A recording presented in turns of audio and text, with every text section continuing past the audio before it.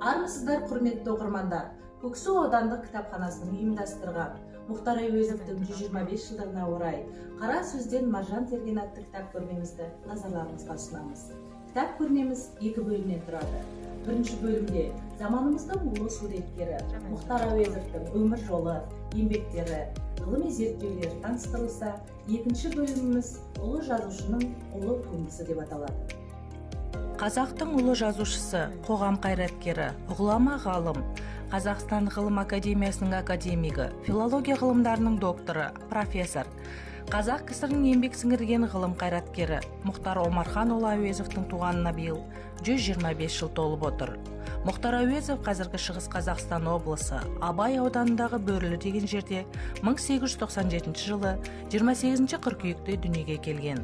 Әкесі Омархан мен атасы Әуез екеуі де хат танитын сауатты адам болған.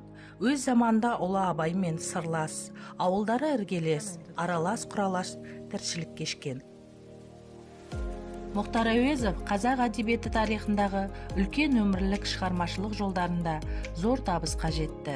20 жасында еңлік кебек трагедиясын жазғаннан кейін 10 шақты жыл ішінде көптеген әңгіме, повесть, пьесалармен көзге түсті. Атап айтқанда, Қорғансыздың күні, Барымта, Ескілік көлеңкесінде, Көксерек, қыр әңгімелері, Жетім, Қараш-қараш оқиғалары, Қаралы сұлу, Қилы заман секілді прозалық шығармаларымен оқырман назарын бірден өзіне аударды.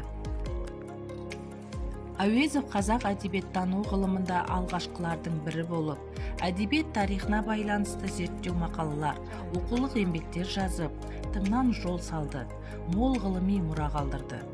Абайдың өнері һәм қызметі, Абайдан соңғы ақындар атты мақалалардан бастап, 20-шы жылдары қазақ әдебиетінің бүгінгі дәуірі, Қызыл сұңқарлар, Алтынсары ұлы Ыбырай, халық әдебиеті туралы, Қобыланды батыр, тағы басқа мақалалар мен әдебиет тарих атты көлемді зерттеу кітабын жариялады.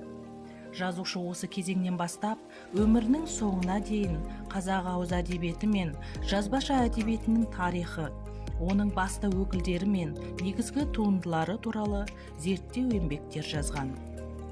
Тарихы мен әдет ғұрпы, салт дәстүрімізді ұштастыра білген шоғыры биік шығармалардың бірі бұл Абай жолы роман эпопеясы. Абай жолы Мұхтар Әуезовтың әлемге әйгілі әдеби тарихи топтамасы, қазақтың тұңғыш эпопеясы.